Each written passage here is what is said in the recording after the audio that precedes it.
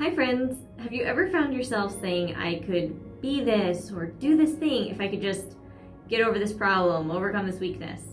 Well, if so, that could be where you're going wrong right there. What do I mean by that? Well, I found that a lot of times our weaknesses have a corresponding strength. It's almost like the side effect of a strength that we have, if you will. So when we're fixated on the weakness and we're focused on getting rid of it, what we can often do is stifle the strength so that we're not utilizing it, maybe even sometimes trying to get rid of the strength as we're trying to get rid of our weakness. We're definitely not utilizing that strength to grow and to take the next step forward.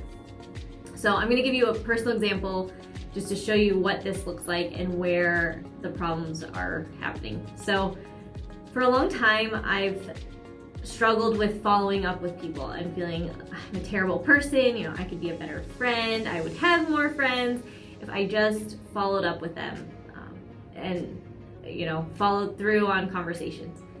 So what would this look like? I would get a text or an email from someone and either think, oh, this is just like a personal catch up. I'll do it when I have more time. Like I'll respond later when I'm not dealing with these pressing matters, or I'm in a better emotional place to respond.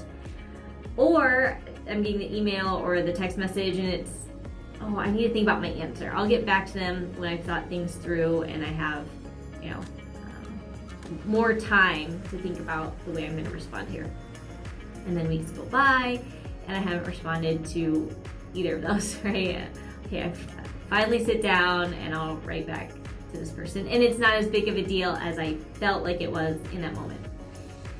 So, first of all, there's the problem with why I'm doing this, right? Oh, I'm a terrible friend. People would like me more. I don't want people to get upset with me if I don't respond. And we'll talk about that in a second. And then there's the identifying the problem. So I would kind of label this as forgetfulness or, whatever the weakness was that I saw in myself, lack of consistency, lack of follow through, and just be constantly working on that thing. Like I just need to pay more attention. I can't forget these things. I'll write them down. Some articles that I read were even like, well, you're forgetful when you don't care enough. It's not important enough to you. Well, that made me feel great because, right, oh yeah, I don't care enough about the people that are writing in order to get back to them. So struggling with well, what do I do to overcome this weakness?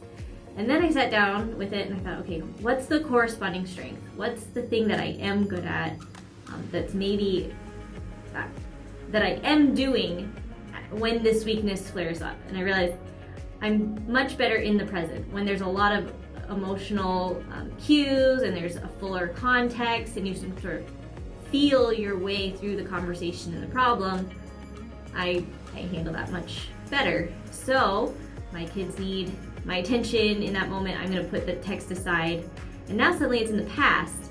So I'm dealing with the present, and I don't tend to go to the past very often. I'm either present or future oriented. So I'm just looking at the next thing, kind of taking the next step forward. But I wasn't replying to people. So when I identified the strength, it was a lot easier to say, well, how can I utilize and apply that strength in order to get better at this thing? And going back to what I mentioned earlier, part of it too is going, why am I doing this thing? Is it just that I look better so that I don't have to worry about people getting mad at me? Which that was never an issue. No one's written to me and said, Helen, why did it take you weeks to get back to me or anything? It was like a false expectation I was putting on myself, like a false sense of guilt that I was carrying because I should be better at this thing. So working through it and saying, well, is that something that's important? Yes, right? As Christians, we should be trustworthy and dependable. And when we're loving our neighbor as ourselves, if they need this information, then we want to get back to them, right? And it's a way of showing that we do care about them when we respond to them and we reply. So thinking about that, right, I had a better reason for trying to improve in this area. And I could now utilize my strengths to help me rather than just trying to be less forgetful, be more consistent, etc. So realizing that I do better in the present, I implemented two strategies. And the first one was setting aside time in my week where I could be present with that correspondence.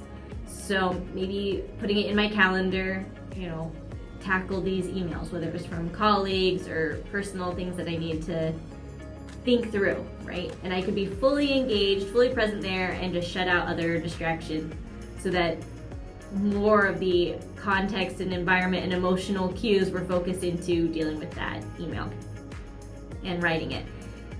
So that was one way of handling some of the more complicated conversations.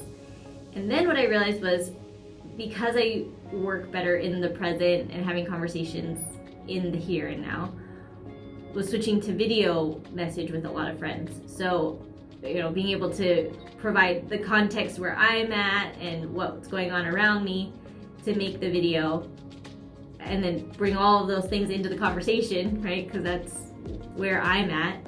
And then to also see their context and where they're at and get more emotional cues from them has been really helpful. And of course that just totally depends on the person and your relationship with them. But with those where video hasn't been a great option, even just doing audio messaging or something like that, where I can still communicate sort of what's in the present, without having to type it all out. Because sometimes when you type out, I'm making the girls a grilled cheese sandwich right now, but blah, blah, blah, just doesn't have the same effect, or doesn't convey the same message as, hey, I'm making grilled cheese, but I was thinking about you, and they can hear it in your voice. So at least for me, I'm not great at conveying emotions and things through writing. So being able to be more present, and then I could also do that. I can make an audio recording or a video while I'm doing other things in the present and kind of handling those pressing situations that are going on around me. So those were two things that really helped, and I could actually see progress then, rather than just seeing how many times I was failing. Because that's the other part of that kind of thinking, is that when you're fixated on the weakness, I don't follow through, I'm not consistent, what's going to happen is you're going to start seeing it in more places. And it's not because statistically you're any worse at it, it's just that you're more cued into it. Just like when you buy a car and suddenly everyone else on the road has the same car as you. Statistically, nothing's really changed, it's just you've become more aware of it. So when you do that, it can actually be more discouraging because you're seeing it more often, and still feeling like there's nothing that you can do about it, versus I know this is a problem, but here's what I can do, here's the next step I can take, and then moving forward.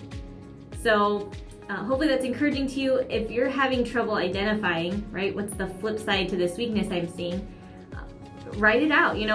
Instead of this thing that I think I should be doing, what is it that I'm doing? And then maybe you'll start to identify a strength there. Or talk it out with a friend. Man, I really struggle with this problem, or I hate it when I do this thing. And maybe they'll be able to say, hey, but you're really good at this. And then you'll go, oh yeah, I guess I can kind of see how those two, go together. They're two sides of the same coin kind of thing.